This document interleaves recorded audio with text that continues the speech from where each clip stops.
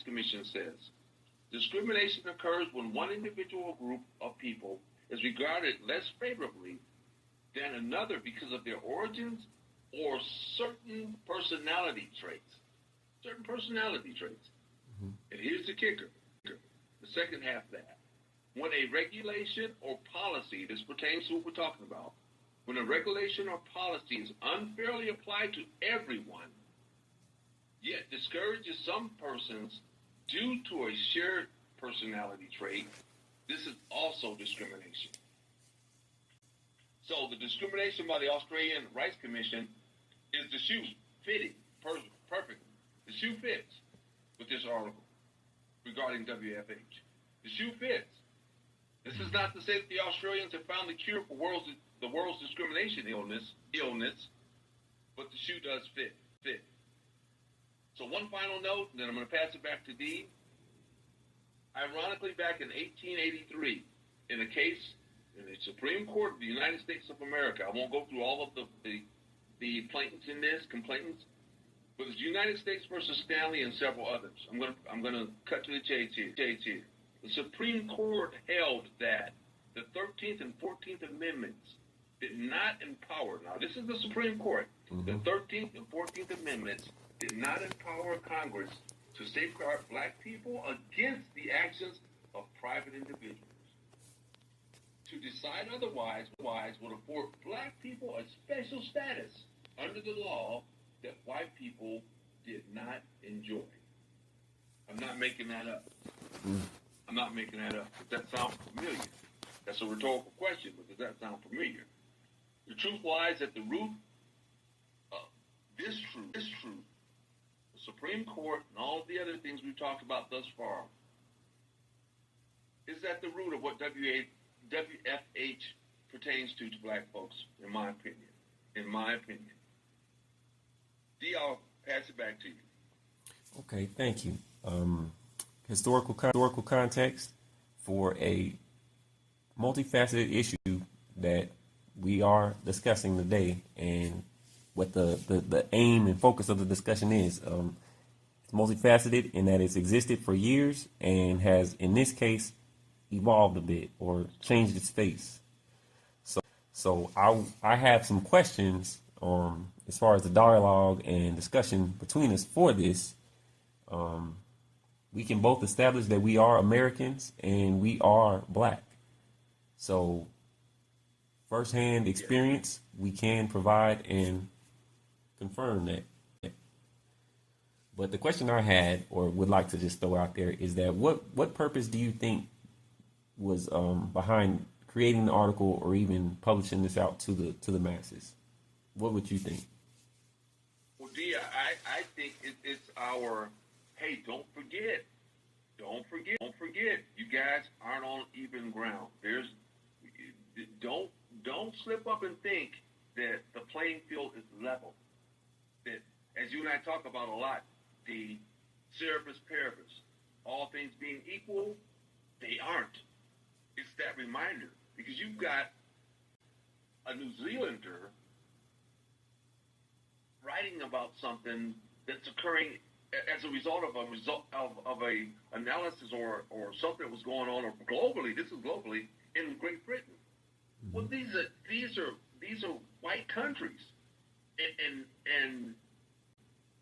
that tells you that if it's jumping out to them, it should be jumping out to us. So this is again, in my age group, it's just wash, rinse, repeat. Mm-hmm. It's the same stuff all over again. Okay. But to me, it's a wake up call. It's a wake up call that, hey, you guys, this is 2025. Don't forget. To those who can actually impose these policies. That's right. It's safe. Everything's safe. The coast is clear. That's right.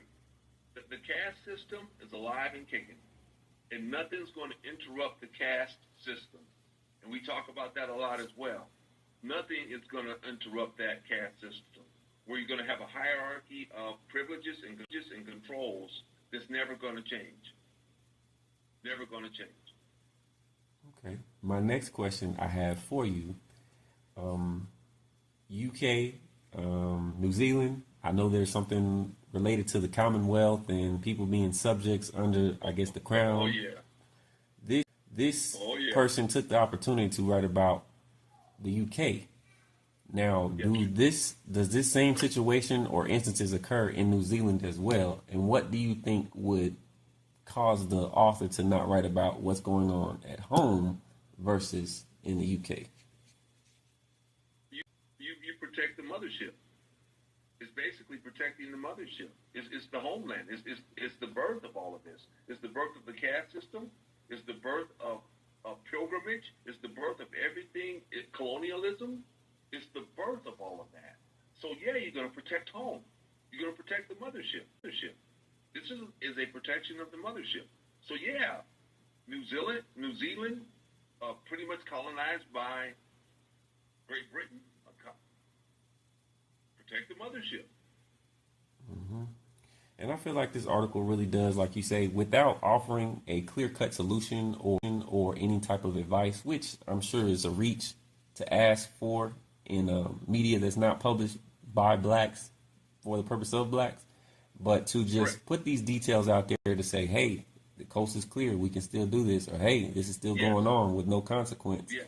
What kind of damage do you think that does in the long term to people who constantly see, I would say, the equivalent of police beatings, police shootings of unarmed individuals, and seeing statistics where you're at the bottom and never seeing a solution or a victory behind it? What damage or what outcomes do you think that causes in the people that perceive that? The people that perceive it, or that Well, I see guess all of that? they have to see that are affected by it, meaning us, Yes. black people, but have to see that Yes. with no solutions given, but constantly see the data, the stats, and the video where there's no victory or solutions in it. Right. Because you can do that. You can roll out all the facts in the world in front of us collectively. And unfortunately for people that listen to this, it's not. We're still trying to figure out what the wake up call is. When all the data supports this is wrong, and all the data supports that 10% of the world's population is white. Yep. What does that mean? 90% of the people control that narrative. Mm-hmm. Well, 10% control 90%. 10% control the narrative. Well, of 90% by of agreement. the world's population. I'm sorry? Partially by agreement. Yes. So with all of the data out there, the solutions are deeply rooted in how we got here as a world. How we got here to be able to dehumanize one culture and humanize another. So with statistics, with things that we know, to ignore the fact that this is an illness that's never going to be recognized. It's never because it doesn't support the caste system, which came out of Great Britain. It's a part of their caste system. And when we understand the caste system, we understand how we've been brainwashed to believe that no matter what, this is a life sentence for us. Solutions, we know what the solutions are. They start with many things, and we'll have several discussions. But boycotting, which equals not boycotting human rights, but where the caste system lies in the ecosystem, the economic system in our world. That's where the boycotts have to happen, because statistics on crime and murder rates and discriminatory practices don't matter to that minority, that world minority. Again, we are not in the minority globally. Yeah. To the power Compared minority, to the power structure, majority, 90-10, minority majority, 90-10, 90 to 10. And the numbers may have shifted a little bit. And I know We're going to pretty much entitle this just the facts, and I should look that up. But last time I read, it was 10%. 10% of the world population. Or possibly less. But like I was saying in that question, that desensitizing that 90%, 10% can effectively desensitize, present facts, and in most cases go unchallenged or without any guilt or obligation to do any better, offer a solution, provide any type of hope or substance.